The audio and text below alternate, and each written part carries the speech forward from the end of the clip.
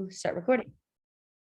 Oh, thank you. Okay. So it's good. It's good. It tells you. So yeah, essentially our topic for today, thank you for joining, is classroom management. And again, mostly because we all struggle with this. Like I still struggle with it sometimes, like we all do, right? It's just one of those things that we're constantly working on. And therefore it's it's worth our time to keep revisiting and be learning from each other, because it's a really hard topic. It's a really broad topic. It depends on the kids you have from year to year, and sometimes you think you've got it all figured out, and then and then something shifts. So it's just a really complex topic. So right now, what I'd like for you all to do is write down one thing that you've struggled with recently, whether you found success or not yet, but one thing you've struggled with. And I'm gonna put in the chat what I've struggled with. I'm just gonna give you about 2 minutes to think about something you've struggled with in the classroom management world, like getting kids to be quiet, getting kids to write, getting kids to get on board with whatever you're doing, whatever it is. Just what's one thing that you have been struggling with?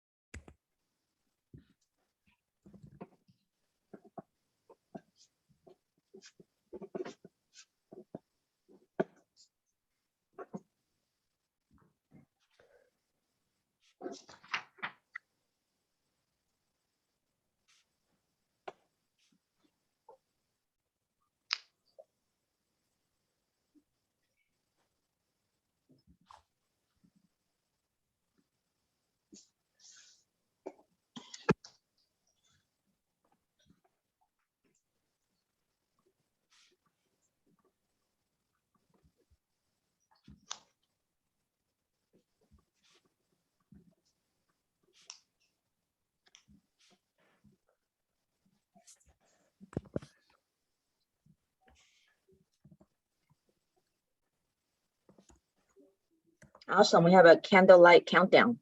Yeah, I like this app. It's really nice to use online when you're teaching online.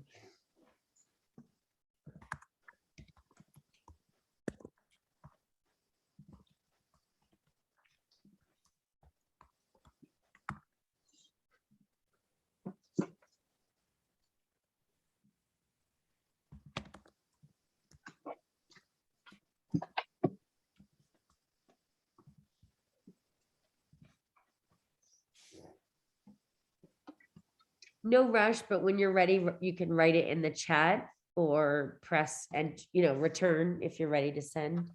Do you want me to type?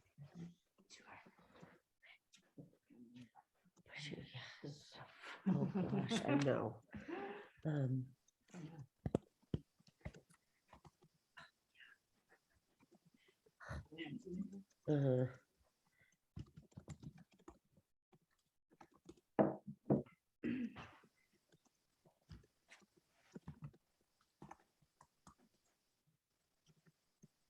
Just one or multiple?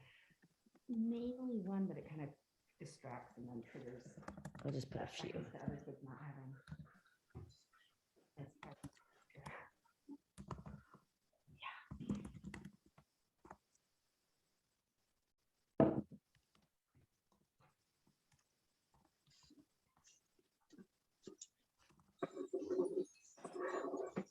Okay.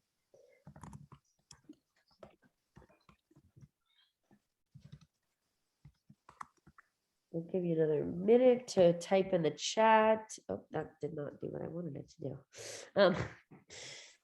Okay, hopefully I got most of it, but are you okay with that? Yeah. Okay. So, awesome.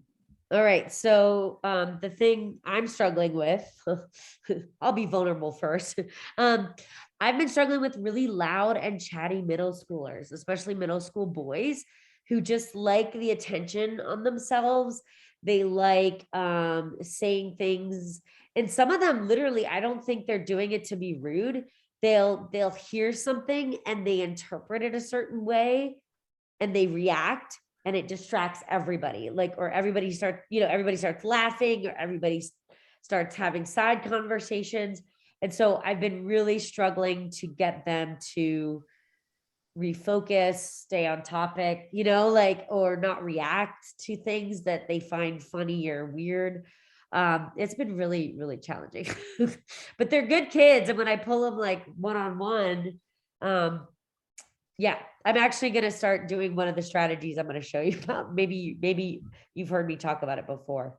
We'll get there. So, and then Ying said, Ying, do you want to read yours or do you want me to read it? Sure. I have trouble keeping students when I have a interesting topic to converse and take turns one at a time. They like to all shout out something that they know, even though it's repeatedly telling them that raise your hand, I'm going to call on you. Yeah. And when the topic, and again, when I'm with a class with more than 20 kids, it's hard. Some students gonna feel left out. They didn't get a chance to talk about their feelings. And sometimes they get disappointed. So having trouble keeping them taking their turns. Yeah. And this is all when you're in person, correct? Not remote, Yes. Not teaching remotely. Okay. Are you teaching any online classes this No. year? Okay. I thought so. Okay. Except for the Helena one, right? Yes. Just the Helena one. That's one-on-one. Yeah. Okay. Okay, cool. Okay, cool. I have some ideas, but hopefully, yeah, well, I'm sure you're doing everything you can do. And then Christina, do you want to talk about yours? Yeah, so we've had a few little things, kids wanting to have side conversations, stuff like that. But the biggest issue I've had this last session has been one student, a younger gal who she just has she likes to push boundaries, and she has a kind of a big attitude, like a little chip on the shoulder. There's a lot of eye rolls and sighing and like looking at you annoyed for asking her to sit down, little stuff. It's just, she just kind of comes in ready to fight a little bit and likes to get up and wander around the room. In this last class, she did the assignment, but then she started tearing it up and crumpling it up and threw it on the floor. And it's just sort of always pushing a little bit. This last class was more than usual, but the whole class was a little more amped up. So maybe that was part of it. Yeah, so I'm trying to figure out how to deal with that. I have two wonderful TAs, but they tend to kind of focus in on her in a corrective way a little bit, like, don't do that, and so then there's three people giving her instruction. I think that's a little much. It did not work. So I want to kind of come up with a new strategy for next time where we engage her. And the one thing I did try to do was, she got done with an assignment and there were a couple other kids done with an assignment. So I brought them over. Some of the other kids really like to color, so I wanted to give them some time. And so I brought them over to do a hand clapping game. And I had her do it with me because I really wanted to connect with her and do something positive with her. And there was like this brief moment where she was a little kid and she was focused and she was interested and she was having fun. Yeah. It was fleeting, but I It was think that there. helped. And so I kind of want to figure out how to go more in that direction. Yeah. To reach her. Okay. Let her just be. I'm writing some things down on the whiteboard. So go ahead. Keep going if you have more to say. I have other issues. That's my big one. You can say, do you want to share more? Yeah, so I feel like these things I've had a handle on a little bit more, but I have two boys who kind of like to whisper to each other and just chit chat. They're pretty easy to refocus though. But that's definitely something that comes up. And then I have two siblings that sometimes get a little rowdy with each other, like they're kids at home. Yeah, that's the main thing. A little distractible just generally because it's after school, I think. This was a really quiet group at first. and they're starting to come out of their shell. And so some days they're just tired and quiet and shy. And some days, like today, it sort of surprises you because you're expecting one thing, and then they're amped up and kind of harder to get them to focus and listen and stay with something. They're just a little bit flighty. It's hard. Yeah. Teaching after school is really hard. I feel like, because their Yeah. attention, they've already capitalized on all of their good attention time. Right. And then it's like, let's refocus. And they're like, I don't want to. Like, do you know if any of the kids, like, do you know if they all want to be there? I have a feeling that there are a couple that seem generally interested in learning German. I would say there's 2 or 3 who are into it, who like it for the German. Yeah. And there's a couple others that are just like, yeah, cool, I'll learn stuff. And there's a few that I'm pretty sure that their parents signed them up and they're just like not interested in being there. Yeah. But some of the kids that I thought were kind of not into it are starting to voluntarily say words in German. Cool. Giving some output. Nice. Where, oh, they did remember that, or they're feeling maybe they do it and are more confident Yeah. to say it. So, that's cool. yeah. Okay. But a fun bunch overall. It's just, yeah, it's been a different day every day. Yeah. Every And do week. you know if you're going to be doing that in the spring or in the winter? You are. Yeah, Okay. I don't know who all will be in the class, but Yeah. yeah. Okay. That's awesome. Okay. And then Malud, do you have any, Yeah. want to share any struggles? Yes. So first, I would love to say that I totally agree with Crane. She said it's different every day. So sometimes we make it, sometimes we don't. Yeah. Sometimes we, yes. So even for my lessons, sometimes I feel like they are really successful, and sometimes I feel it was disaster. It depends. So let me share with you some thoughts. I sometimes struggle with how to rise students' interest. Sometimes I feel like they are not really interested in what I am giving to them, and sometimes it's fine. But it's hard to find the thing that is like interesting for them, that raises their interest and triggers their willing to learn. So this is number one. The average students in my class, let me share with you my experience here in Morocco. The average number is 35, sometimes more, sometimes less, but the average is 35. So I get problem with restaurant passes. When someone goes out for the restaurant, you feel like there are many who wants to go out also. Oh, so this, yes. So the other one is like the dismissal routines. When they want to leave the classroom, they make noise. So, the tables and the chairs, so it becomes very noisy. Yeah. Do I try to talk to them about this? But it seems like this is something that is repeated. And also when we want to distribute or collect the material distribution, this is also, it becomes kind of noisy. So these are some of the things I deal with. One more, but these are not like major problems. So what I feel like sometimes is major issue I struggle with is the expectation of students. Sometimes they have got some unrealistic expectations. Like I try sometimes to, to boost them and say, after this, we will be able to talk about this, to lead the conversation about this. But at the end, it feels like they are still struggling to communicate or to talk. Let's not say fluently, but to just express themselves in this language. And they say, we have been doing English for 1 month and I still cannot. They have to know that like it goes like gradually and very slowly. They have to understand this. So sometimes they just rise the expectations. Yeah. And we need to talk to them about this. So these are some issues I just want to share with you. That's okay. Those are some really tricky things. Yeah. Oh my gosh. Okay. So, wow, so many great things. Let me write one thing down. While I'm writing something down, maybe since each one of you are so experience.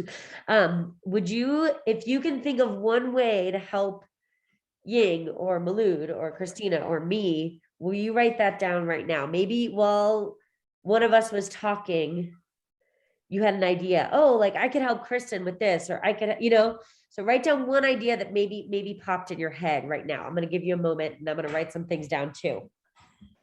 Yeah. Do you want me to write on yours? Kristen, What? do you want me to write mine in? You can, yeah, totally.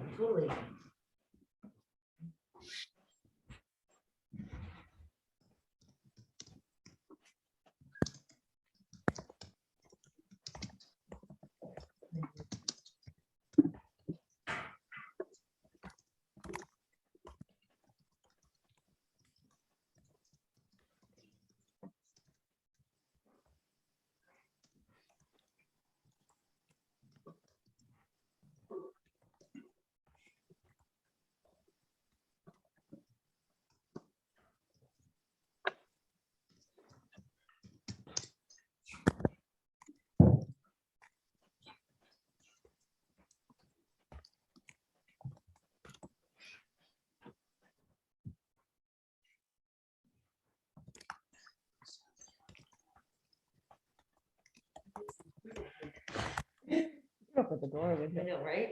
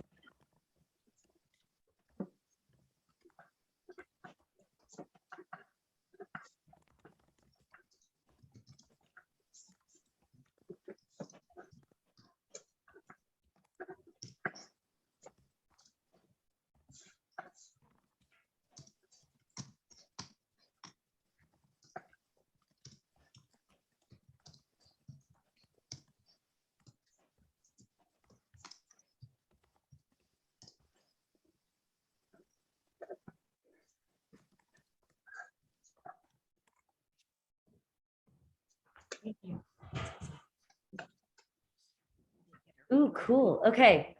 This is awesome. Thank you so much. Okay. So it looks like 1, 2, 3. Okay.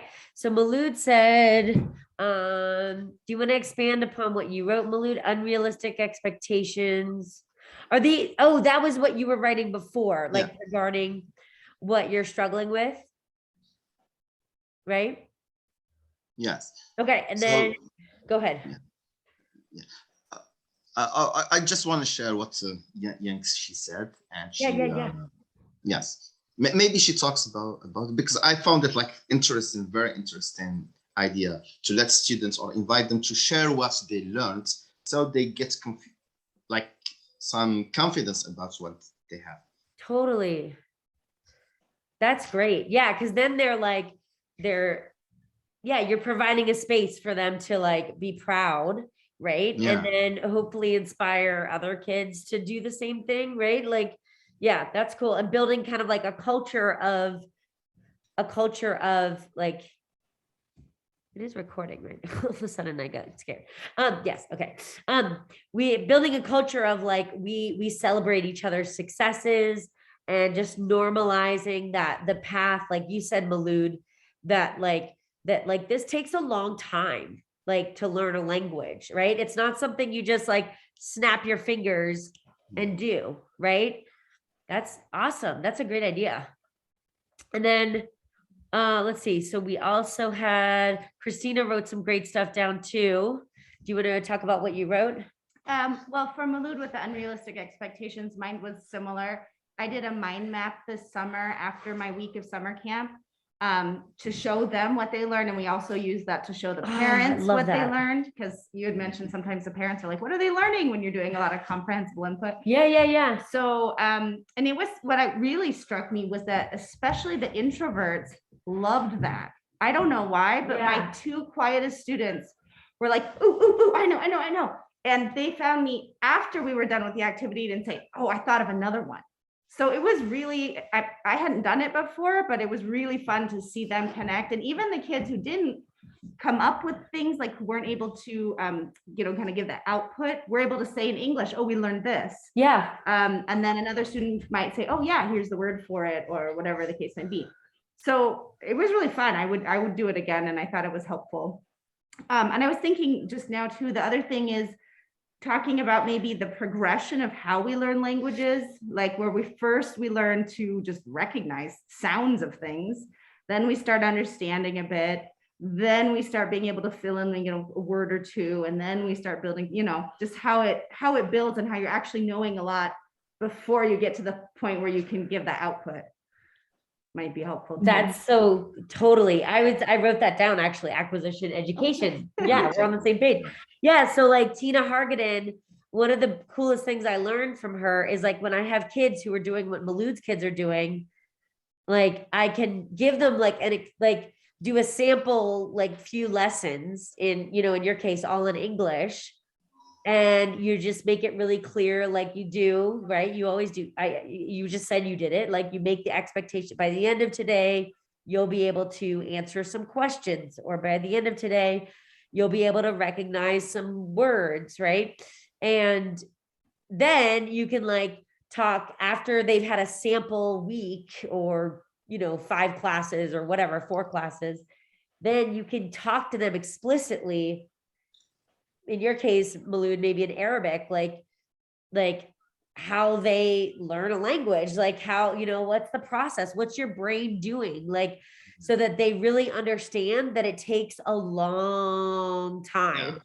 And then, like you said, like they'll get like, oh, right. Like I remember Malud said this, like my brain is doing that. Like, oh, at first I could only recognize some words, but now I can recognize sentences. Oh, now I'm starting to use words, and now I'm starting to use sentences when I speak, right? Yeah. Like, et cetera, et cetera. And I think when I've had classes that haven't bought into my style of teaching, that's been really effective. Have you ever done that before or no? Talking about how they learn. Yeah. A little bit. Yeah.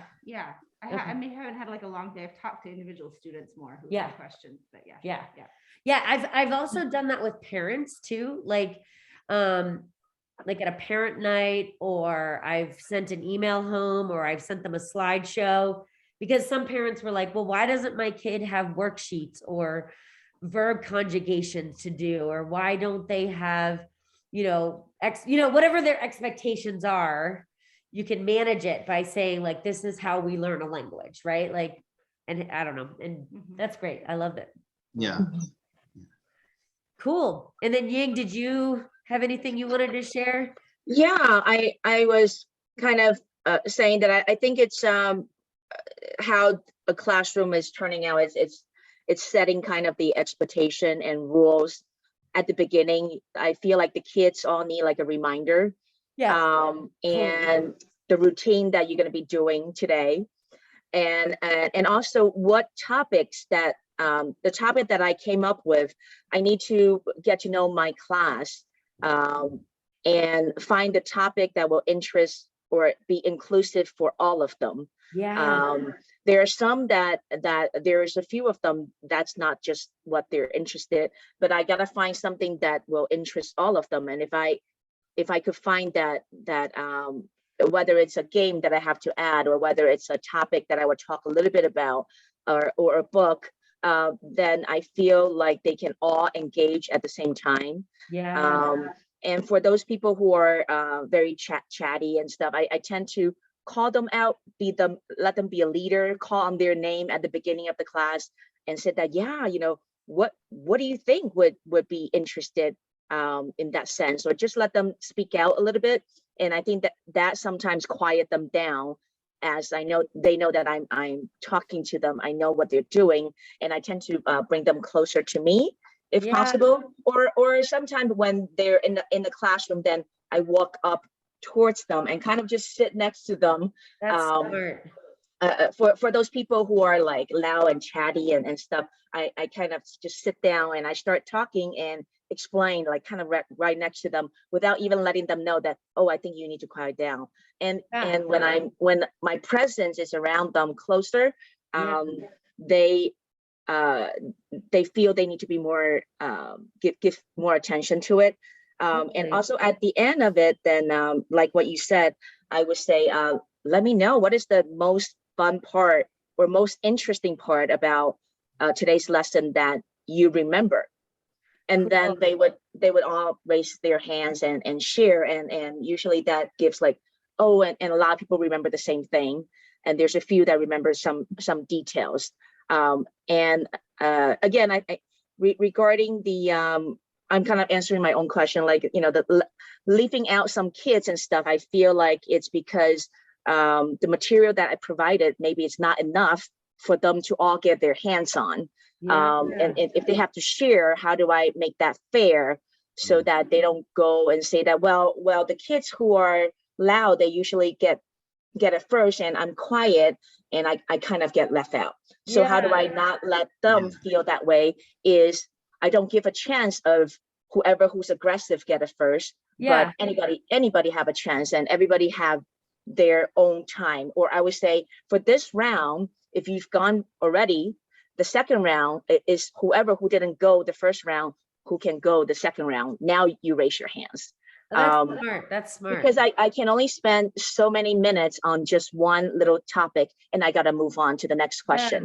Yeah. So that's what I have been doing. And okay, then the quiet kids, they get to raise it, and they know that the first round they already went like once or twice. Yeah, that's cool. Christina, do you want to share what you wrote here too? So that we can Yeah. all hear what you were talking about in the chat? Yeah, so I was thinking especially about the part where they're kind of not necessarily struggling a little bit to take turns. This might be sort of something you do just as like a social lesson, sort of outside of it, to kind of get people more aware of who is around them and who is talking. It depends on the age group a little bit too. I've done this with, I think probably fourth graders. I worked at an environmental education center, so we would be teaching outside.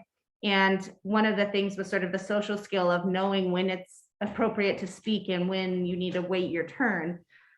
And so I unfortunately don't remember all the details of this game, but it was sort of like we talked to the kids about how people naturally do this. Like when we're adults, we don't raise our hand to speak.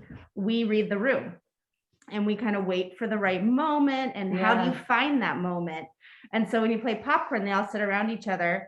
And what I can't remember is what we got them to talk about, right? Like, what are they going to say? Yeah. But you would have some like little thing, maybe you're going to share something not too exciting where they're going to want to just throw it all out there. Like maybe they're going to say their favorite color or something, but they have to wait. So they're not speaking at the same time as someone else. And it's not like a terrible bad thing that they do, but it's kind of funny. It's like, oh, okay. And then you start again. Okay, wait for the pause. When is it right? And they just have to find it intuitively. And it's surprising. They get it. I bet. They get it. Yeah. And every once in a while, there's a little cluster, you know, how everybody kind of waits, and then they've all waited the maximum amount, and then they all do it. But it shows them like, okay, yeah, we have to do that. The other thing I was thinking for you is maybe finding other ways for the quieter students to express themselves. Yeah. Whether it's partner work or writing or small group or something like that. Yeah. One strategy that reminds me, well, I love what you're talking about, because you're like talking about modeling this like very mature thing that we have adults, you know, hopefully not all of us. Sometimes I'm guilty of shouting things out, but you know, like we as adults have like, you know, been socialized to do that. Like that's huge that you're like modeling this very mature behavior.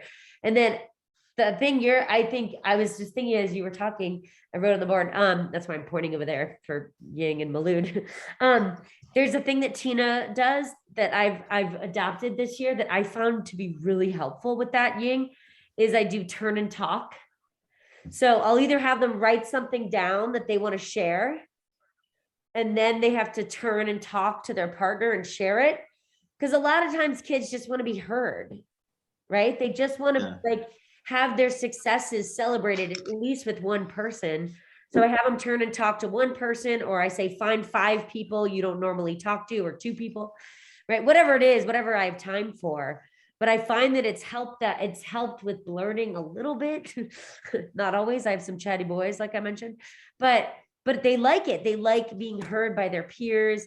And then if they've written it down, like I can collect them and like read them and tell them like, oh, I'm going to read these. I can't. And then like the next class, I might talk about them. Like, oh, so-and-so was really proud that they knew this word or this phrase or whatever. And I found that that's helped a little bit, but oh my gosh, so many ideas. Okay. Well, I'm writing a lot of these down. That's why you see me disappearing every now and then. I'm writing them on the whiteboard, and I'm going to include your ideas in the slideshow. And I will, if I can remember, I should write down whose idea it was, like Ying's idea or Malud's idea or Christina's idea, so I can give you credit. But yeah, do you have anything else to say before we move on? Anybody? Okay, does anybody need a break like I do? I need to go to the bathroom. Yeah, I'm gonna run to the bathroom. Let's take a 5-minute break. I'll start the timer again. And then yeah, take a 5 to 7 minute break or so. And then we'll see you back here at in our case, it would be what, 9:55, 9:56 at this point. Okay. Here we go.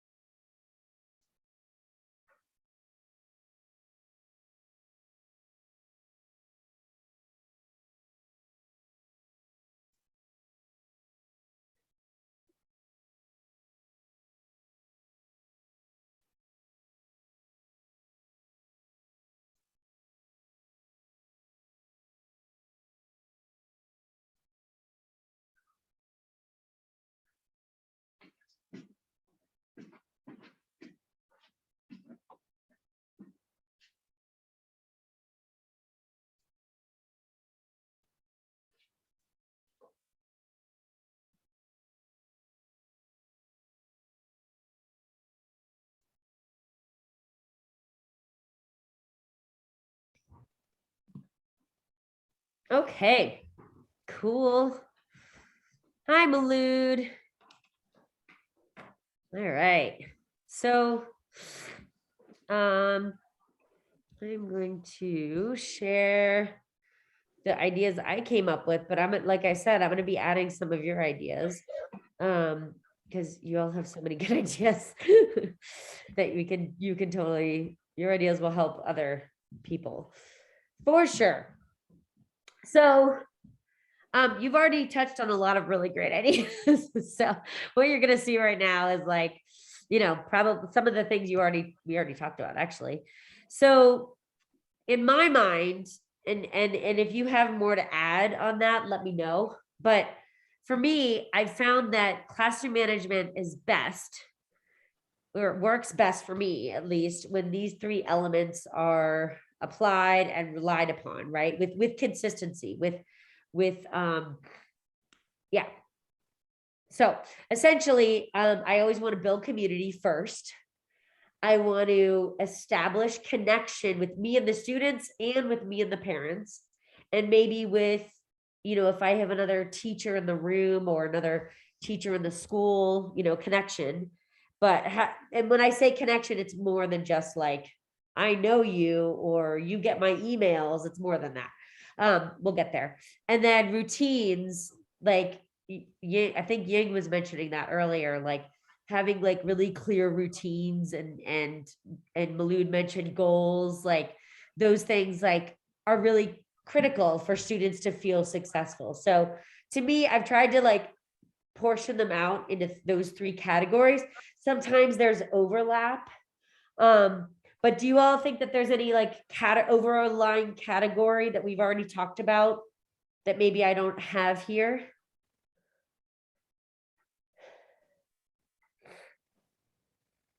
Does this look okay to you? Like everything we've talked about maybe could fall into one of these three categories, or sometimes two of the three. Okay, cool. So I know the three of you do this, like I know you do. But how are you feeling, right? Like we as humans, we want to feel seen, right? Like we want to know that like, I want to know that when I see Ying on the street, like she's going to check in with me and I'm going to check in with her. And like, that's just like a human thing, right? Like we want to know that like what we're going through as a human, we're not alone in that journey, right? So knowing how your kids are feeling is critical, right? Like getting those emails from parents, maybe even like before you start a Zoom lesson, let's say, or before you go to Irving, let's say, right? Getting that email, like knowing so-and-so's grandmother's in the hospital, or so-and-so's cat just died, or so-and-so is having some social troubles with other peers, right? Like knowing those things are really critical. Some of those things we can find out like at the start of class when they walk in the door, or when they join the Zoom call, right? But we need to know how they're doing, right? So I always, I'm sure you do this too, we always start class knowing how they're feeling. In Spanish, and I'm sure in Mandarin and Arabic and in French and German, like there's multiple ways to ask how you're doing. So I try to normalize that and try to give them lots of different ways, whether I'm in a Zoom call, Zoom class, or whether I'm in person. But I try to give them lots of different ways. Like right now at the middle school, we're working on this one. I put a picture of it. Like I feel me siento feliz, or me siento más o menos, like the one in the middle. So I point to it, and I give them the chance to point or speak if they want, leaving the door open for both so that they can, speak when they're ready. But I try to really normalize sharing emotions, like, so that they know that, like, I can't just declare this is a safe space for them to share their emotions. I need them to feel it. Like I'm checking in with them before they even enter the room every day, when they enter the Zoom call every day. Does anybody have anything they want to add to that? Yeah, I also do the same thing, like probably the first, as soon as I walk in the door, I start doing this, and I go into levels. So it's the easy level greeting, the second level, and the third level. For example, like, how are you doing? I'm good. And then I am so happy about it. And why are you happy about it? And then there's different options and different flashcard that I put on, so that it progressed. So it gives a student a chance to answer the first level question, like I'm good, not good, so. So that's like first level. Yeah. And then it goes down to why is it a so day? Oh yeah, I just had this boring class. It was before that. And there's again different emotions. Yeah. You're not good. Is it because you're sad, and the sad emotion, or angry, Yeah. or you're just tired? So all these adjectives start coming out as a deeper level every time for those students who want to challenge themselves, and they like to answer it. And or oh, you're sick. Oh, who is sick today? Yeah. And I might bring that up, and then they would all share, oh yeah, who didn't come today, who had to grandmother's passed away, had to go to the funeral, and they didn't come. So I use that every time, so that they could just add on to the levels, and I'll show them the flashcard, like which one are you feeling, like you're happy, like you're like excited, and why you're exciting, or amazing, wonderful, but why is it? So I use like a picture with the word, so that they could point to it and say, that's how I feel today. Yeah. And then if you repeat it every time, just for a few minutes, they actually start to get that. I talk about the weather the same way. Yeah. The weather, good, bad, and then go into, oh, what kind of weather is this, right? Totally. Yeah, so I thought that's a good way to because I have different level kids all at the same classroom. It's a Montessori school. So I have the first grade, second grade, third grade together. And then I have the fourth and fifth and sixth together. So I need to challenge them at different levels with their intellectual in mind. Yep. And you're doing what you said, like, your kids want to share a lot, like, so you're giving them the space to share, right? Like, it sounds like that's awesome. Yeah. And so you're differentiating. That's amazing. Yeah. So this first thing is what I do a lot. That's cool. Malou, do you have anything to add, or Christina, do you have anything to add here? So I believe what she said is really interesting, especially like if you use the target language. to ask them how they are, and you push them to use the previous vocabulary they learned to talk about how they feel. So this is really interesting. Yeah, I do every class. I ask my students how they are, but I don't use the target language. I just use Arabic, and I felt like it was like this is beyond the classroom. This is like between me and the students. This is when I'm on the front door of the class. So when they come in and ask them, how are you doing? But this is in Arabic. So it's really good to use the target language and to like advocate them to use this target language to talk about how they feel today. Yes, this is really interesting. I also like to add sign language or some kind of something. I use my hands, so those kids that don't feel safe to talk about it, they could just say and I ask them, is it like this? Is it not like this? Is it like this? Or and so that they all have a chance to share in their own level of language proficiency. And so nobody feel left out. I don't know if you can do this, but I always do it. Like I make them say it before they come in. And sometimes you don't have the capability, like in a Zoom call, they just come when they come, right? But I make them do it before they come in the room, because I really want to know. I want to normalize, like, I care about you. I need to know how you're doing so this class can be successful, right? Like I don't tell them that, but because we're creating. Yeah, I've been through your class. That's how you do when you greet them at the door when they're coming in. Yeah, that's great. Yeah, and I really find that it helps build community, and it provides a consistency of routine, and they know that every week it's going to be a little different, but that's okay. We can adapt.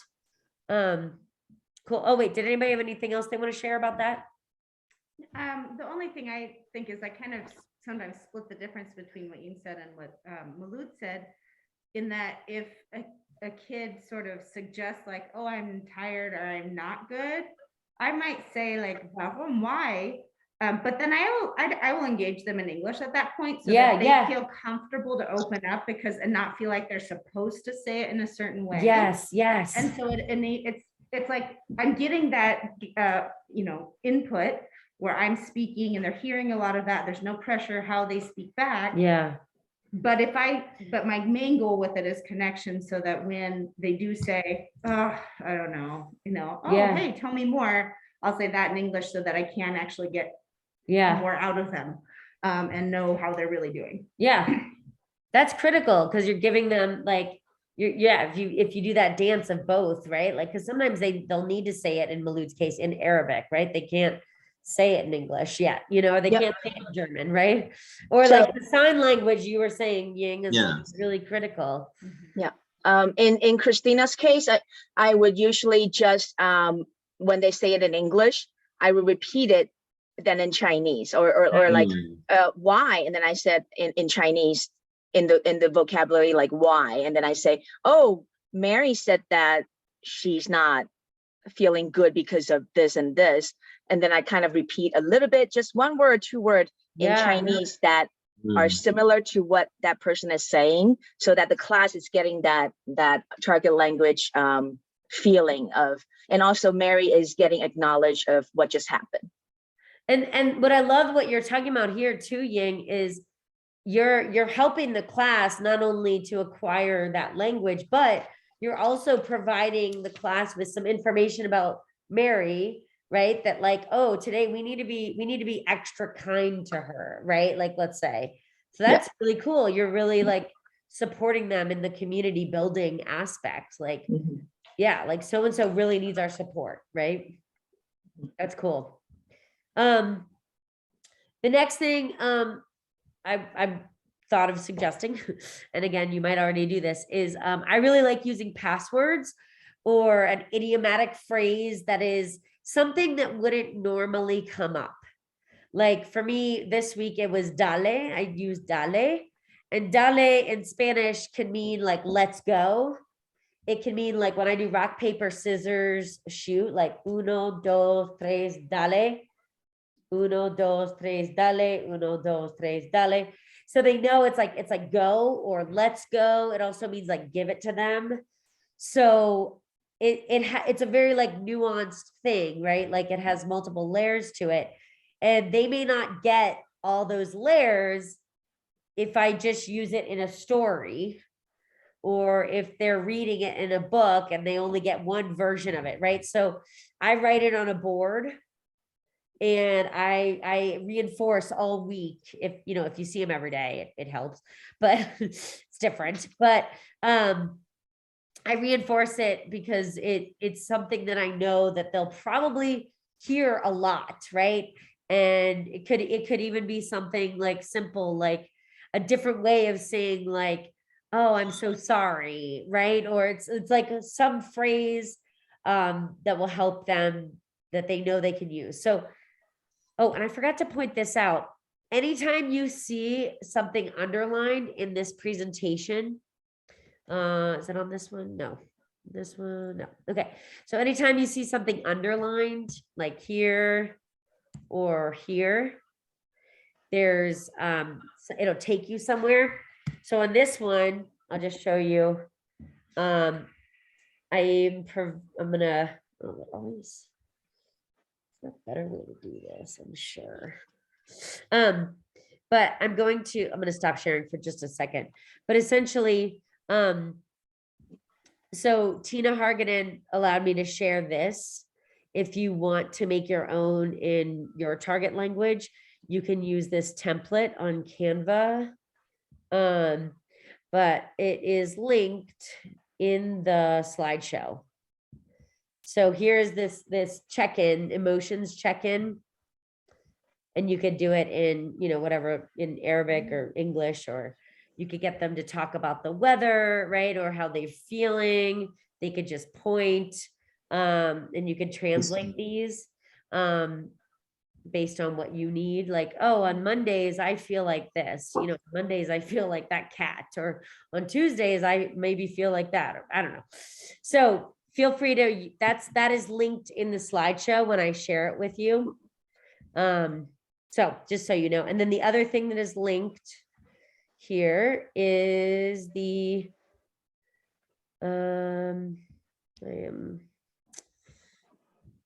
the password. So the password, let me double check to make sure. I don't think I clicked on it.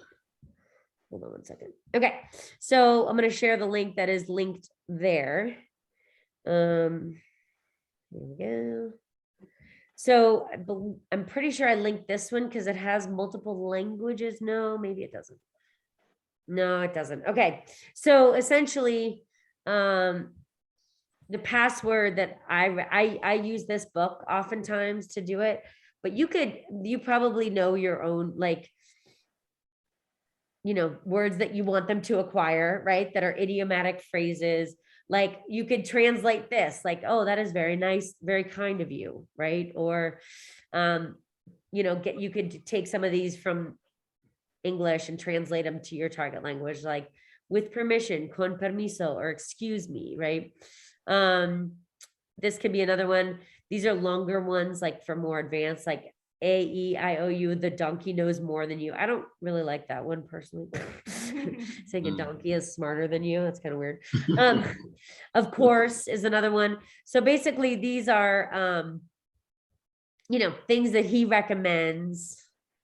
Oh, there we go. Is this one for Arabic? There's one for Arabic. Hallelujah. We need more.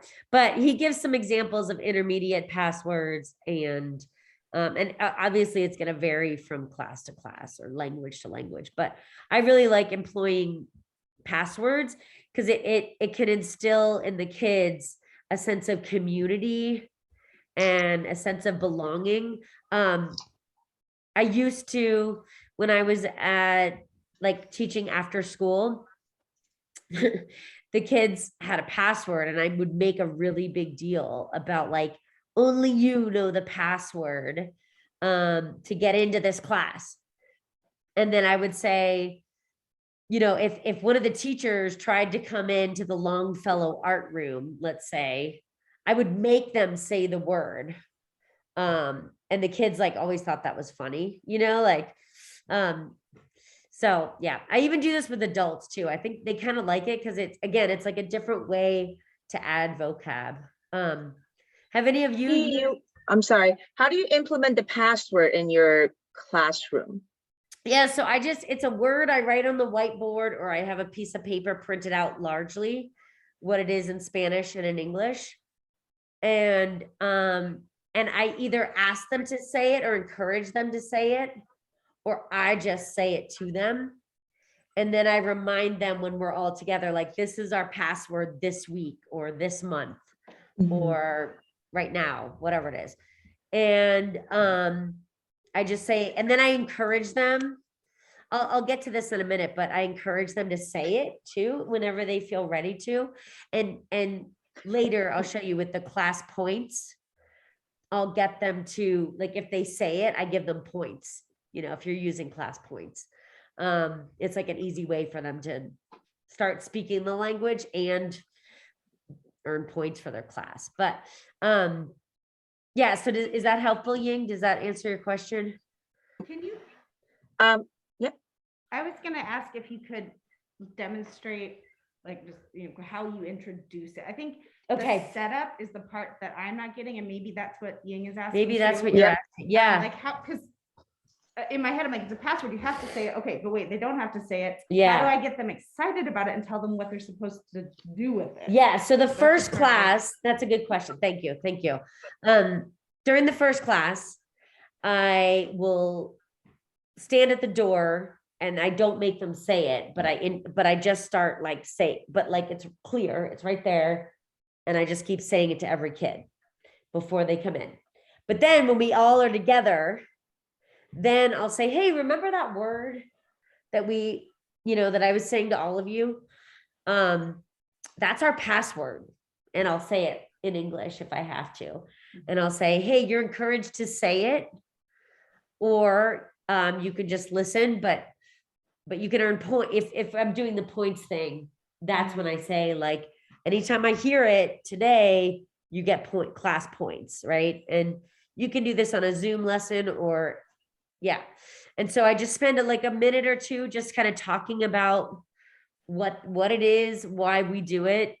And then I might say, like, oh, I'll let your parents know what it is, but this is our secret password. And I make a big deal about like that it's secret.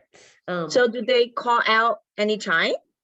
Yeah, so usually it's a word like dale that they can use, right? Like they can say, oh, dale, like, okay, Kristen, like, or they'll say it to each other, dale, okay, like, I'm good, estoy bien, whatever, dale. And it's just a word that is really common, but that I've established that, like, they know I'm expecting them or hoping they'll use it. Does that make sense? So they're encouraged to use it, not just at the door. Yeah. But throughout. Yeah, Sorry. totally. You're good. Yes, totally.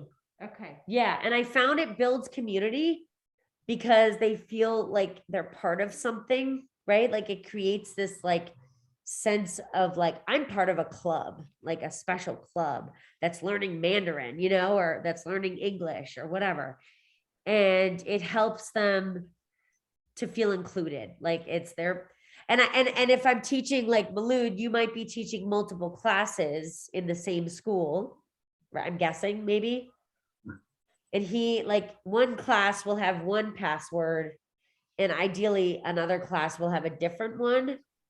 Or it could just be like all English students have this one password this month or this week.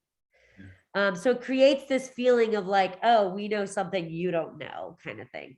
Not that you want to go there all the time, but sometimes it helps in creating community. So yeah, does that make sense? I guess I'm confused. Like, what if they all call out at the same time? They just keep on saying the password. Where does that end? Yeah, if you don't want to go there, don't go there. Yeah, totally. Like some classes can handle it, I think, and some cannot. Some kids will say it like 50 times in a class and you're like, stop, right? Like, then you have to stop it. So Okay. I don't know, you'll know your class better than, yeah. Or maybe something like if they're answering for these things like okay, which is when you're throughout the class, if there's a chance that you can say that which makes sense instead of Totally. something that doesn't make sense. And then it's like, oh yeah, you got a point because yeah, It made it's like, sense. Yeah, you're hey, right. would you like to come do this? Dale, and then they answer it Yeah, in the appropriate time, in the appropriate setting, then that's a point for whoever that student totally. is. Yeah, you could totally put that limitation on your group, like dale can only be used, you can only say okay when you actually mean okay, like not just dale, you know, like a million times. That's not, yeah. What totally. other forms of password have you created besides okay? Yeah, another one we've used is of course. Of course. Okay. Of course is a pretty common one, I think, that I've used. Another one that I've used, sometimes it's just like hugs. Like I've said the word hugs, like because a kid was feeling sad and I was like, I wanted to introduce the word hugs, right? Like Mhm. as an empathic way for the kids to connect, like I'm so sorry. Abrazos, like hugs, I'm sending you hugs kind of thing. Another word I've used recently was like, I'm sorry, lo siento, I'm sorry. Mhm. Or another word I've used was like wow, wow, and in Spanish is wow. Yeah. It's really Yeah, I think that's good. That's really good way, kind of just especially if it's not a daily, so it doesn't have to be like a week, but let's say if I just have class once a week or twice a week, Yeah, that could be like the vocab or the sight word that I totally. want them to always remember. Yep, And every week it could change. totally. Yeah. Yeah, And that just adds some, I think, brain breaks throughout the class. yeah, and you can, and like you mentioned sign language before, it could be like, you know, dale, like you add, or dale, it would be like Uh-huh. add some sign language to it, Mhm. so Mhm. that yeah, they have a way. Like another word I've used was me too, to get them to connect with other kids, like me too. And we Mhm. do Yep. this. We had some sign language, like me too. I think that's American Sign Language for me too. Me too. Yeah. Or I'll say you're welcome, like, you know, you're welcome, de nada, like, and we do Mhm. this, or de nada, I think is also sign language for that. Mhm. So Yep. anyway, does anybody have any questions or comments to add about the password?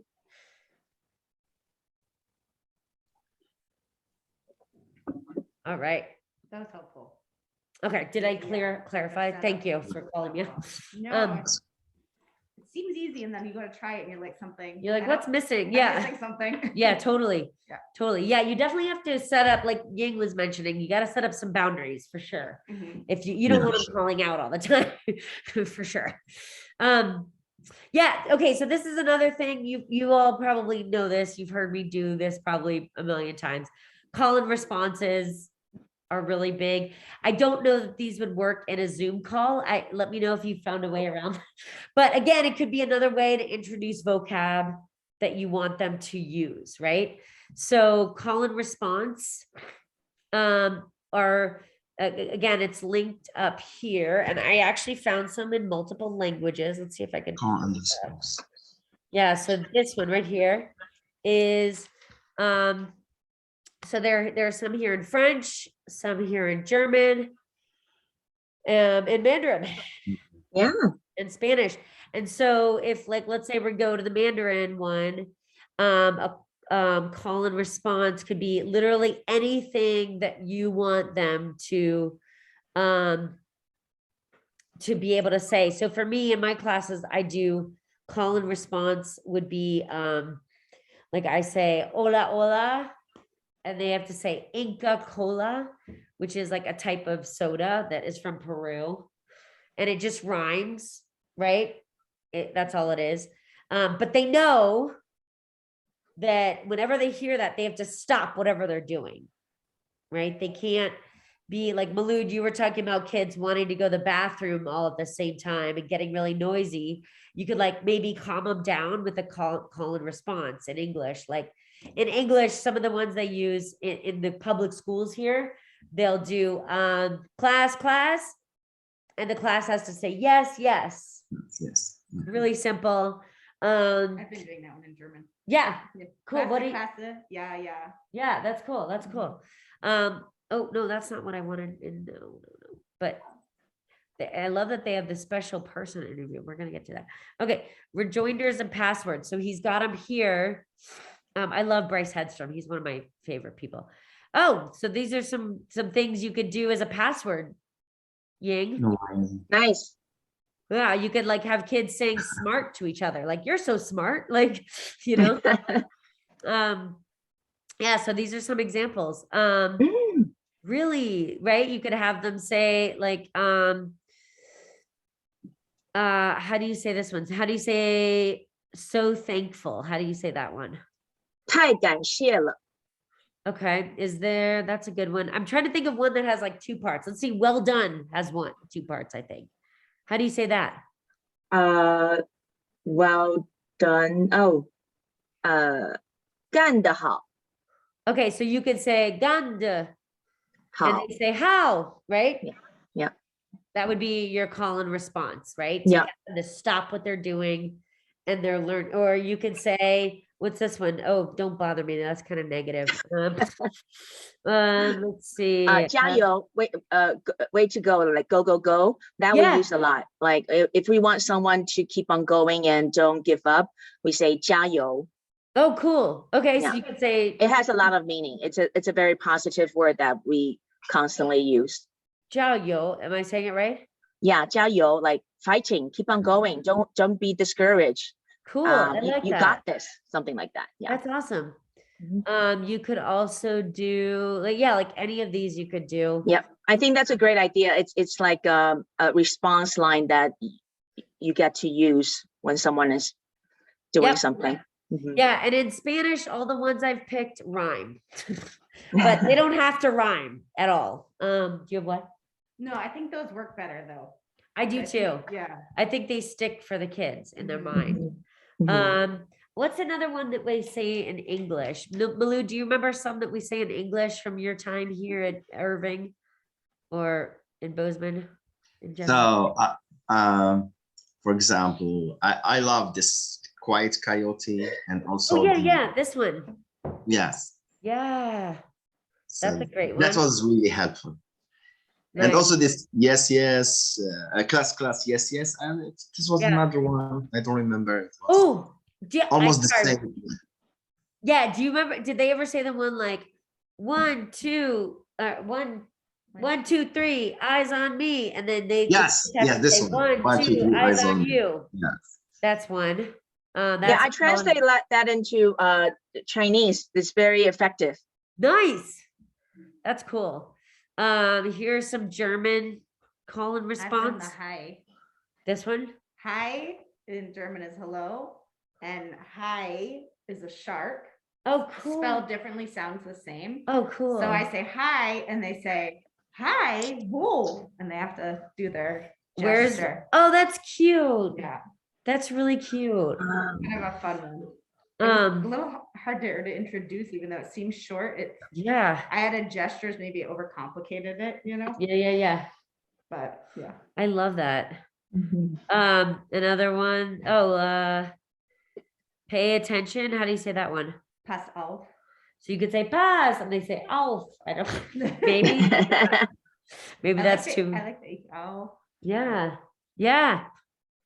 So these are just some examples. Another one I've done that works in any language is just clapping. Like I do 1, 2, 3, and they have to repeat that pattern. I'll do, and they have to do that. Or I stomp my feet and clap, and they have to repeat whatever pattern I come up with. That one helps to bring their attention back. Does anybody use these call and responses with online? Like maybe you don't need to use it on Zoom. I do the clapping on Zoom sometimes. Okay. Yeah, because then even if you can't hear, they hear me Yeah. and they can do it. totally. How about you, Malud, or you, Ying? Have you- For like a quick attention. Yeah, Yeah, I do the TPRS response okay, if it's online. okay, cool. That's awesome. Yeah, I guess online you could do like I do, like if I maybe, yeah, I think I have done that too, actually. Now that you bring that up, I think I've done like, I say es una cosa, it's a thing. Butterfly, and it rhymes in Spanish. They have to say butterfly. So I say es una cosa, it's a thing. And they have to say mariposa, but they could just show me by being quiet like this, like it's a butterfly, right? Like Mhm. es una cosa, and they have to go Mhm. silently on Zoom, maybe. Mhm. But yeah, the goal of these is to get them to be quiet, get their attention, know that something is shifting, something is changing, and it can create a really fun vibe in the class. And I really like doing them. I'm a huge fan. They can also be little brain breaks too, like built in, like your shark thing, like they're, have to act like it. Did you do this for shark? Yeah, I think I did this or this. I can't remember. Yeah, yeah, which one yeah. I did, but That's yeah. cool. Cool. Anything you want to add about these? I like the idea of doing them for fun instead of just when you're like, "Eh, I need to get them back Yeah, together. yeah, yeah. Because I feel like maybe it would help my vibe be more, this is playful. Yeah, totally. Uh, Yep. That's cool. Okay. I don't want to go through necessarily all of the, okay. Oh, this points one. I did mention this. Okay. So again, this link will take you to a website if you want to read more. I put a unicorn here because that's La Maestra Loca's symbol is the unicorn. She's a huge fan of the unicorn. So my dear friend Annabelle Williamson, if you haven't heard me talk about her before, she uses class points to get classes, different classes. Like, so maybe Malud, you could have one class competing against another class to earn points. Like when they're quiet, they can earn points. They can earn points when they use the password. If as long as they're doing it at the right time, right? They can earn points to when they're speaking, in your case, in English. They can earn points when they are even trying to speak some English, right? And they're butchering it. Who cares? But what I like about points is I don't love using points personally. Like that's not like the first thing I implement. I only implement it if I'm struggling, like because I've tried other things and it's not working, right? So my class of crazy boys and a lot and girls too that are really talkative, I'm going to implement this with them, and I'm going to get them to compete with each other. And one class has dubbed themselves with my support, have dubbed themselves the class of Mexico. And we chant like Mexico, Mexico, like that's our chant. It like builds community and energy. And in theory, I should be teaching them more about Mexico, but I haven't. I need to. But anyway, and then the other 6th grade class is called Argentina. And we chant Argentina, Argentina. And Mexico and Argentina are going to go head to head in order to earn a class party or some sort of reward. And again, I don't love using it because they're externally, it's like external motivation. But sometimes you need that. Like sometimes you need that to keep them engaged. And you can give them points, when they're being quiet, when they're on task, when they're being respectful, when they're being positive with each other, sure. when they're using the word you want them to use, dale in my case this week. So you can make it whatever you want. But again, I don't, this isn't the first thing I go to. Again, because of that external motivation. I want them to be motivated because they like me and they like the class and they like what we're doing. So I use the point as a team more, not individually, because of the same reason you said. I Yeah, use point as a whole classroom, or I divided them up into 2 teams or 3. It's better management, and every time the team members are different. I like And I that. think that create a sense of mini community within Yeah. them. And they're able to focus on it. Even though it's a team effort, so not everybody gets to go at once. It's only, let's say 3 people get to go at once, or if it's 2 team, only 2 people get to go at once, but then they each, the team will get a point after whatever is correct. And the whole, whether, and I asked them, if you feel shy and you don't want to participate, that's okay. Have Yeah. another person in your team that wants to do it again, that's totally fine. You could just say pass, and then, but we're still the team, we're still winning it together. And I think that works pretty well. I like that too. And then you can like, yeah, I like that team thing. I've never tried that. That's really cool. You could all like, if they're okay with that internal competition, it could work really, really beautifully. Like, I like that. And I call them out just to be fair by number. Let's say if there's 3 groups, then it's E, R, San, and then I keep on, I randomly point to different people. Yeah. So everybody is always in a different group. They're not in the group with their friends, but they're in the group for that day. That's And a then I really also good use idea. the number, use number to like, okay, who is 1, who's 2, who's 3, and then let's get into your group. Like we're doing a mini a team competition. Yeah. And I know you've used, do you still do the money thing? Not with Summit this year. Yeah, because it's just the class that there were 23 students, so it was a lot. I did it with the smaller group when there was only 10 students, and that worked pretty well. Yeah. One thing, I was thinking about just like a second ago that I need to add to this is like, the reward doesn't have to necessarily be external. Well, I guess this is kind of like an internal one, maybe. So essentially, I've heard of other teachers who use this to say, hey, once we get 1,000 points, I will write a positive email home to all of your parents about you as an individual. Like, so and so has really worked hard at not having side conversations, or they've been really on task, you know, just a quick email or a note saying like, so and so has been working on writing in Mandarin, you know, and their writing is really improved, whatever it is. But it could be like a positive note home, you know, like so that you're bragging for them, basically. I've heard of teachers who do that, like as a reward, you know. Yeah. So anyway, Yeah. have you ever used this at all, or? I haven't, but I'm thinking about trying it. I think I've just been hesitant because I feel like it's one of those extra things I have to think about and remember to do. And if I don't remember to do it, I feel like Totally. the kids are gonna remind me, and now I'm like doing this, and where was I? And Yeah. you know, I don't know. I just knowing how I can get distracted easily. Yes. Anyway, It's hard. but I do want to try it. I know with my son, he's very motivated by games, and for him, this is a game. So while there's that external motivation part, I think he also just is like, it makes it more exciting. Yeah.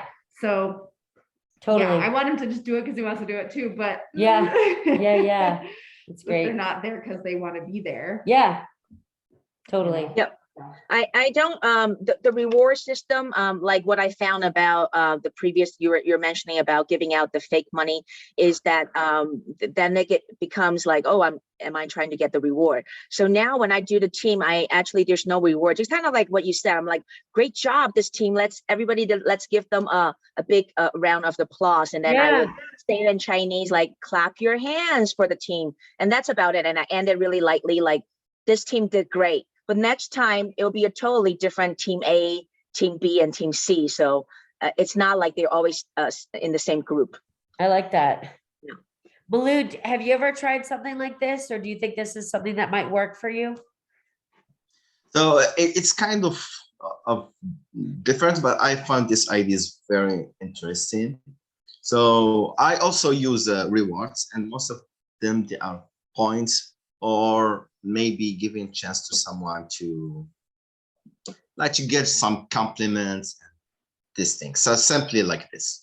Yeah. So if they get compliment, that's like totally helpful for them. Yeah. And for example, last time I spoke about one of my students. She was really hardworking student, and she shows, talent and lots of effort she does in learning English. So when you present her like a model for them, they feel like everyone is quiet and everyone is listening to what I'm saying about her. And this gives them like a boost, or let's say they become motivated about doing some extra work. So like giving it compliments and talking about one of these kids, so it helps a lot to boost them. Yeah, I agree. I think that's really huge. I like that. Sometimes, but that's not like very much. If you bring just some candy or some cupcake or something, Yeah. and you just share it with those students, it's good and it's not good, because that costs lots of money, as you have 30 more than 30 students. That's a lot. So I try to avoid this. Yeah. Me too. Yeah. Sure. Totally. I read one account of somebody who used points, and she kind of set it up so that they would be getting the amount of points where they could have a party for a class. Yeah. So for every, I don't remember what it was, 100 points, they got 10 minutes of party time. And she was already planned to have a party of some sort. And then she has some acceptable choices that they can choose from for their party. That was La Maestra Loca, I Okay, think. so Yeah. it very well could be. Yes, It's probably I something you think. sent us. But I just liked it because they're working towards doing something together. It could be working towards doing something in the target language, like watching a little movie or something small, like a little clip that they can maybe even understand a little bit of, just to get that authentic input. Totally. Play an authentic game, have an authentic suite, just something like that. So you're still it's still relevant, I guess. And it's not just random. Totally. This is I think what you're referencing, where like you could have like they're earning a Jeopardy game, like that they all decide they want, right? Or they want to go have some more outside time, or they're gonna play Mata Moscas is a game. Like you could have a game day, basically. You could bring in food, you could bring in specialty food, you could have movie time, board game time. They can earn theater game time, they can earn like a special website. This is a Senor Woolley Spanish website, but songs, things like that. So Zumba, you could get them to dance. A brain break day where they just do all the brain breaks. Mafia, they get a grade. Yeah. Cool. Nice. Do you all have any questions about any of that, or anything you want to add about Yes, I would love to share also something. Yes. So we spoke about rewards, and also sometimes we're forced to do some sanctions, but let's not say this in a negative way. Maybe we used in positive way. This is just to help them improve their learning behavior, or their learning, their behavior at classroom. Okay, so these sanctions, maybe it has a different let's just say these sanctions should be just the lose of some privileges. It's not like giving them punishments, but it's considered like they lose a privilege they have. Yeah. Like she spoke about the 10 minutes time party. If they do good work, maybe next time they get some extra work to do in this 10 minutes. Instead of partying, that should be like, I don't know, something like this. Yeah, I like so, that. but it's not, I have been talking to some teachers about sanctions. They said, no, this is not good for the kids. It's not for good. it's not good for the psychological side. They feel like this is not good. But I found them like, this is also something we should use, but we should use it like in an effective way, not to punish the students, but to help them improve and learn something new. Totally. And I think like La Maestra in this link, I think she goes into this, but you're totally right. I think the more positive it is, the better. Because she used to use a system that was very punitive mixed with positive, like it was both. And she found she didn't need the negative piece at all. Like she used to have a competition between herself and the class. And so anytime the class was doing something wrong, that was unacceptable, she got points.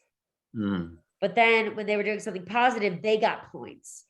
And she found that she didn't even need to give herself any points, because if she just focused on the positive, it worked out better. And there wasn't this like weird negativity in there. Does that make sense? I don't know if that's what you're saying, Malud. Is that kind of what you're saying? Like, yeah. Okay. Maybe I share with you what an experience that I try to do sometimes. Yeah. So to rank students or to give them points, so they should get some points at the end of the semester.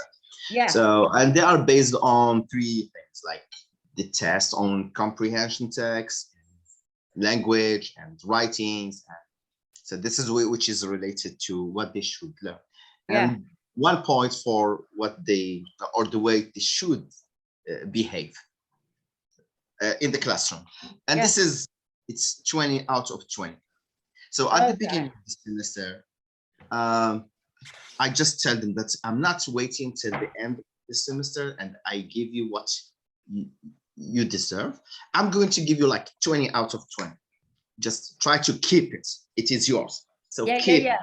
So this is what I thought. Whenever like something happens or they show misbehavior in the classroom, they lose 1. So instead of earning 1, they keep calm to earn. They should keep calm to not to lose it. So they already have the points. I like that. Just keep them. Can they earn it back after they lose it? Yes. So sure. That depends on, because this is like sometimes students are moody. They had problems outside and they come to the classroom charged with this negativity. They experience it and they bring it with them to the classroom. Totally. They are good students, but at certain moments they have emotions and they have problems. Yeah. So maybe they just explode or they just rebel in the classroom. I don't know how to explain that. But is that per person or the whole class? No, I'm talking about just 1 or 2 persons. Oh, no, I'm saying, let's say the 20 points, is that everybody have 20 points? Yes. Or it's everybody has to have this. Okay, everyone has this. So, but what you said about like the group marks or a mark for the whole group, this is also really interesting. They should work like a team to keep or to earn this points. But we don't have this in our system. But I found it like really interesting. Yeah, I think what we're talking about is different. What it sounds like what you're talking about is grading. Yes. Right? So this is grading. We're not grading them. Like this is like more like an elementary situation where they're trying to earn a reward as a class. But you could, I guess you could. Yeah, you could. In my situation at Headwaters at the middle school, I do kind of what you're talking about actually. With individuals, but this is different. This would be like a team building thing. Yeah. So yeah, it's different. Yeah. Nice. Okay. I'm glad you clarified that. That's good. Wow. Cool. What else was like, this is all basically, I know you all do this, but like sending emails home and making your, oops, wait, what happened? No, it's going way back. Sometimes it's good. Okay. So emailing families and students. Hi. Hello. How are you? I'm good. Good. How are You you? hanging out with your dad today? Yeah, I was at my grandma's house. I just came home. Awesome. It's good to see your face. Thank you. Good to see you too. How old are you now? 12. You're 12. Oh my goodness. It's fun to be 12, isn't it? A little bit. Sometimes. Sometimes, yeah, I get it. He wants to grow up very fast. Ah, yeah. And I said, No, enjoy your childhood. I actually want to go smaller. I want to be 6, 7.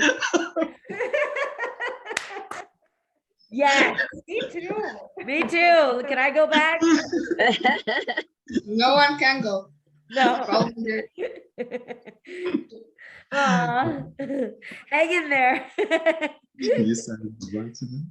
Yeah, I just want to say hi. So bye. Oh, yeah, See hi. you. Bye. See you. Thanks for saying hi. Bye. Bye. He's so cute. Oh my gosh. English is so good, Mulud. Did you hear Christina? She said his English is fantastic. Yeah. Yes, so he loves English so well. He loves English and he watches lots of videos on YouTube in order to Yeah. learn. They don't have English at school. He will start learning English at school like after 2 years, the other season. Yeah, So, but so far he does very well. he knows a lot. Yeah. His accent is perfect. Mhm. Yes. Yeah. Highly proficient already. Yeah. Mhm. Yes. Yes. He's So very sweet, cute, very yeah. polite. Yeah. Aw. Awesome. Yeah, so this is kind of what I was talking about earlier a little bit, like connections with families, bragging about kids, highlighting their successes, but also, you know, like saying this is what we're going to do in class. Can it really help?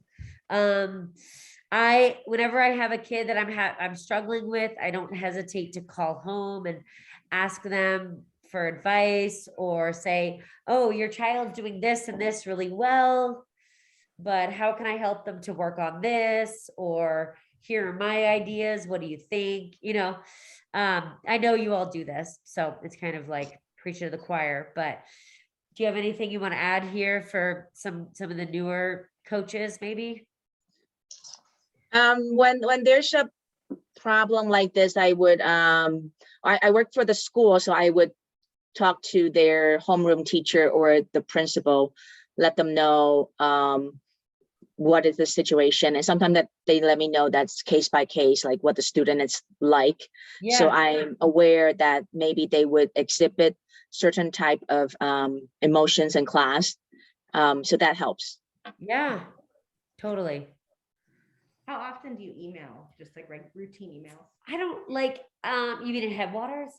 Well, Or for like, I'm in thinking gen- after school. Yeah, so for after school, I used to do it after every class and before every class. but That's a lot. Yeah. I think Yeah, I try that's to a do lot. one a week Okay. in general. I was almost feeling like I was doing too much. I was doing one a week and I felt like it was too much, but if it's okay. I don't know. I mean, I Or think maybe everybody's twice a different. week. Twice a week is okay too. Yeah. I feel like sometimes I'll do, you know, a bi-weekly wrap up if I feel overwhelmed by sending out the emails. But I guess I've tried also to like write a few emails and then reuse them. Like, Mhm. if that makes sense. So if like, you know, if I do a fall class, I could copy the fall stuff for the next fall, you know, like say, okay, this week I did this. I'm sending the same email home this week and just copy and paste, you know. Mhm. I've tried to do more of those things because otherwise you spend so much time like reviewing what you're covering or prepping them for the next week. And it's a lot. And a lot of those parents don't read the emails, like Mhm. sadly. So I've tried to stop worrying about it. Mhm. Yep. Yeah. But I found that calls home to really talk about like what they're doing well before a problem starts can really head off any problems, like help me stop any issues that might arise. And I had one kid this year, he came into me and he didn't even know that I had seen him like doing the right thing. And he literally came to me and was like crying. He was like, you called my mom. Like, I didn't know you saw me doing the right thing, you know, and you called my mom. Like, and he was like, it meant so much to him because his parents had been getting a lot at other schools, like a lot of negative calls. And so it really like, it's really shifted his Yeah. relationship with me in a way that other teachers are like, oh, like he's not like that for me, you know, like it's like, I don't know. When I have the energy and the wherewithal to do it, I found it to be really, really positive for the culture and the connection with the individual. Yeah, that's great. I think the school is trying to do that too. Like instead of calling as a trouble sign, calling when someone is doing a right thing, just to say, I just wanted to say a quick hello. Your kid did so great today because, and that's it. Goodbye. It's like less than a minute phone call. Yep. Or you leave a voicemail and their parents really appreciate it. Yeah. They do, yeah. And like you said, Malud, like you can give them those same compliments like that you gave the students in class to their parents or to them. And it really makes a difference. Like kids, they feel really appreciative that you took the time to either, you know, call their parents or write them a letter, like a brief little letter. I try to make my letters like no more than like 4 or 5 sentences, you know, like really quick, like you're doing great. I see you. I find that really helps with classroom management. Oh, this is a big thing. Okay. So they've done a lot of science on this. With appropriate touch, they say that the person in the room that has touched appropriately, again, like with a fist bump or a high five or an elbow tap, they say that it really, it puts you in a different position because you've had physical contact with each kid. So before the kids come into my room, I've been doing fist bumps and I taught them the word for fist bump. And there's a real psychological benefit that occurs and shift that occurs within our students when we do this. So that if they say, oh, I fist bumped with Christina, like there's something in their brain that clicks, like I fist bumped with Christina before I came in. She asked me how I'm doing. She checked in on me. Maybe you have them say the password, maybe not. It literally like shifts them. And apparently it puts you in a better position in dealing with any issues that might come up, like classroom management issues. They also say hand clapping games, if you get kids to do it with each other, it builds that same type of like, because we as humans, we need appropriate and like safe physical touch. It really like boosts your cred, your credentials with them. And so I found that when I don't do this, my cred goes down for sure. So I found that this year I've been doing it every day regularly. And now I see kids all the time at, you know, at the grocery store or at the Christmas stroll or whatever. And they're like, Machuca, you know, and they're like, let's fist bump, you know? And I don't have to say much to them, which is like a quick fist bump or a high five or an elbow tap. So it's really critical. Another thing that's similar to this that made me think, I thought of it at the beginning when you guys were talking about some issues you were having. So if you have a kid like Christina who's rolling her eyes a lot, or if you have kids that are like trying to go to the bathroom a lot, Malud, like maybe they're trying to escape, right? Hopefully not. Yeah, sure. Maybe they are. Or if they want to feel seen, like you said, Ying, like they want to shout out, saying their name a lot helps with that. So I literally like repeat their names often, like or I'll say, or I narrate the behavior, like that's a different thing, but I might say like, oh, I see Jamal is doing the right thing because he's doing X, Y, and Z. Or I'll say, oh, Jamal is very intelligent because Jamal responded this way. Or I'll just talk about Jamal. And they say the more you hear your name, the more likely you're going to do what the teacher wants. So like they say that your name is music to your ears. So if someone is like Kristen, Kristen, Kristen, I'm like, oh, they see me, right? Like they hear me, they get me, they know that I'm here, right? And so just like touch, like fist bumps or elbow taps or fist bumps, it boosts your cred with them because they hear you saying their name constantly. Whether they're doing the right thing, especially when they're doing the right thing. So I always try to like ignore the kids as long as I can that aren't doing the right thing, but really highlight when they are doing the right thing by saying Yes. the name. Like, wow, Josie is doing this. Did you see how Josie did that? Josie is doing that. And just like narrating it over and over again, it really like shifts those kids that need that positive shift.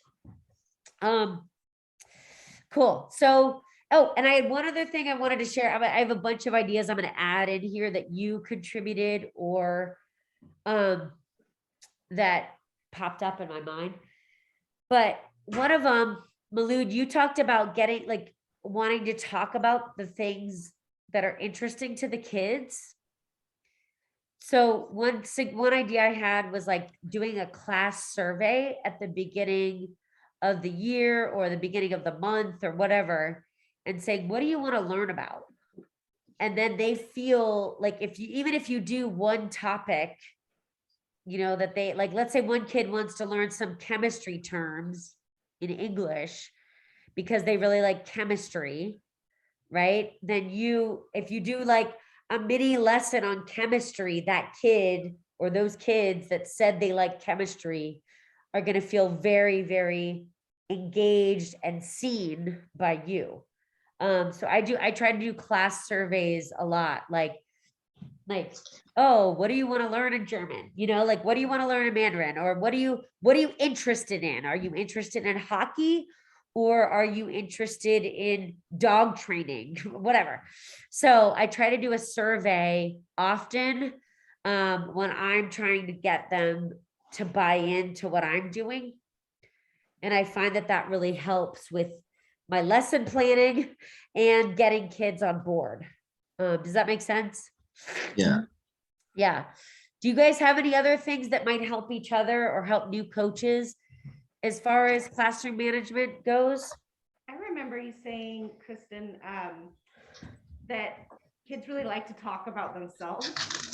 And so I use that all the time. And in them giving opinions. Yes. If we're talking about food, we're talking about what kind of food they like, what kind of food they would make, what kind of food they don't like. Yeah. And they love to tell that and like the specifics of all that. Yeah. So I don't know if that works as well with high schoolers. Yeah. But I imagine to some degree. Yeah, I don't know. Maybe that Totally. inform it. That could help. Yeah. Yep. And another thing, my husband says this to me all the time. He's a dog trainer. And when you train an animal, if you keep whipping the animal, right, or beating the animal to do what you think, you're trying to communicate what you want them to do, right? But instead of telling them what to do or showing them what to do or helping them to do that thing, if you're beating them and whipping them, right, they're not going to want to follow you. So he says this thing to me all the time: do, don't. So that basically means like, keep saying, I know you all do this, but like, keep saying what you want them to do. Don't say what you don't want them to do. Yep.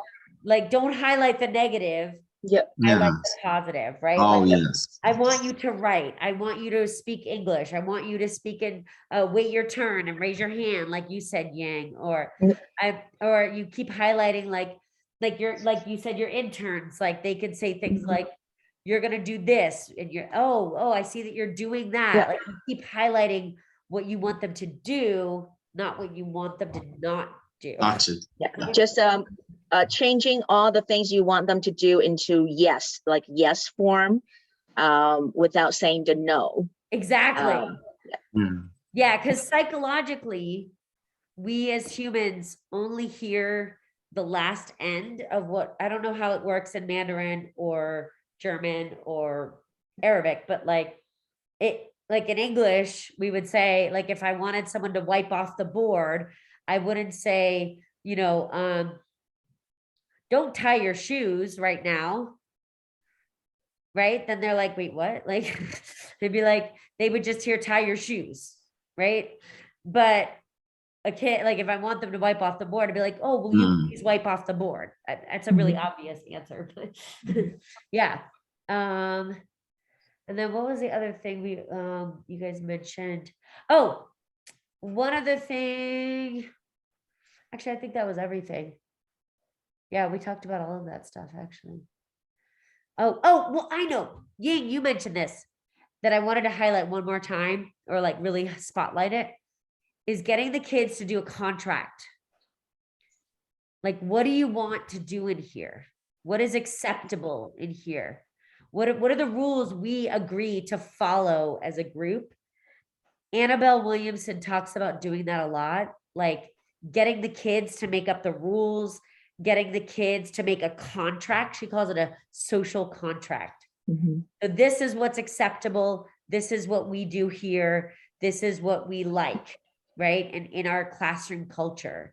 And if you get it to come from the kids, they say that really impacts your classroom management positively because they are buying into it. They came up with the contract.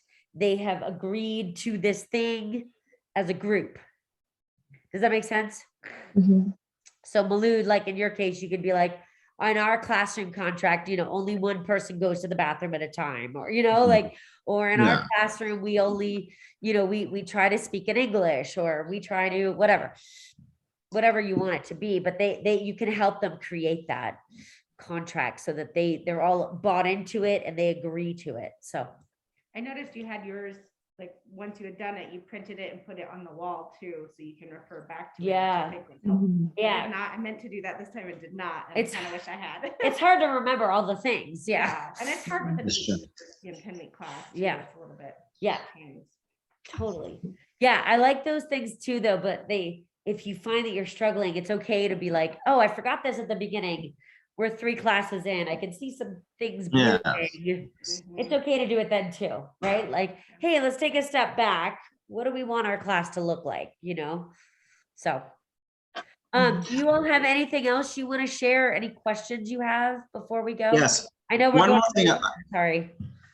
So I would love to share this. So this is something I saw one of the teachers at Irvin Elementary School. So she had like she divided students into 3 groups, and each group has a jar on her desk. So whenever this group shows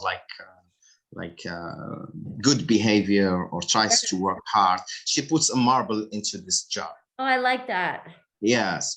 So when she gets 10 marbles, she gives them I don't know, a compliment or a prize or a reward anyway, a reward. And this it raises the competition between students, and so I found it very good idea. Yeah. Have you ever used it?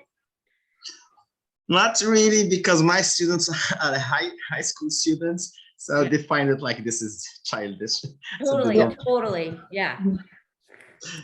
But my students, they like compliments. So when you say, oh, this is really good, you see she did great, she does this and this. So they like these compliments. Totally. Nice. Ying, do you have anything you want to add, or any questions that remain? No. Okay. I'm good. Cool. How about you, Christina? Anything else? I'm just wondering with my gal, if I'm at a point where, I have 1 class left, but she might be in class next session. So am I at a point to just try some of these things, like catching her doing the right thing, saying her name, physical contact?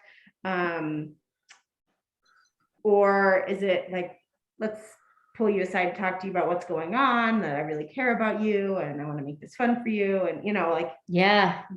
I just don't know if I'm there yet. Yeah.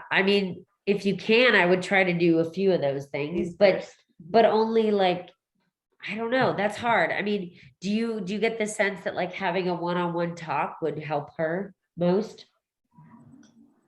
I don't Or know, I a think that- job or a classroom job, like you said? Yeah, or a job, it's another one too.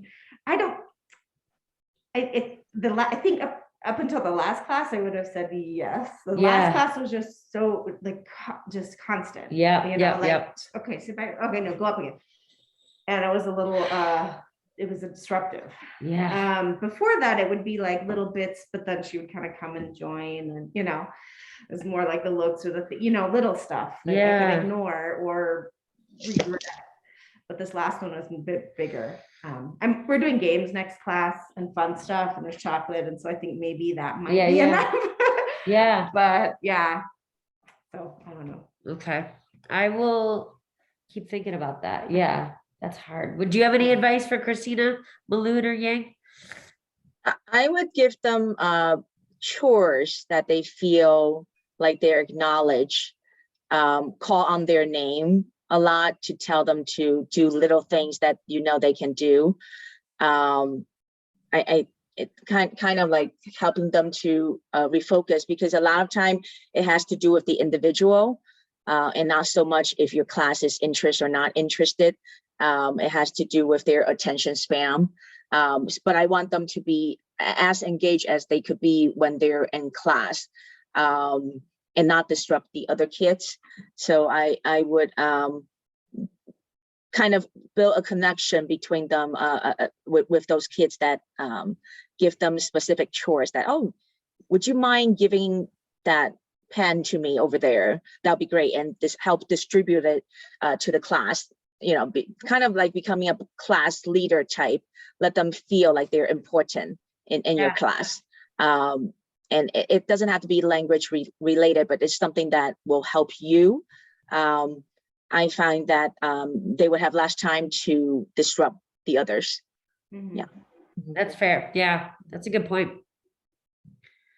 Gotta come up with some jobs. I know, I right? never We know can what- talk after. Yeah. Yeah. Malud, Yang, thank you for joining us via Zoom. It was so good to see your faces this morning. Let me know if you have any things you want me to add to the slideshow, or any, you know, anything at all. So yeah, I'm excited to keep you guys know so much. So it's not, you know, I know I'm preaching to the choir.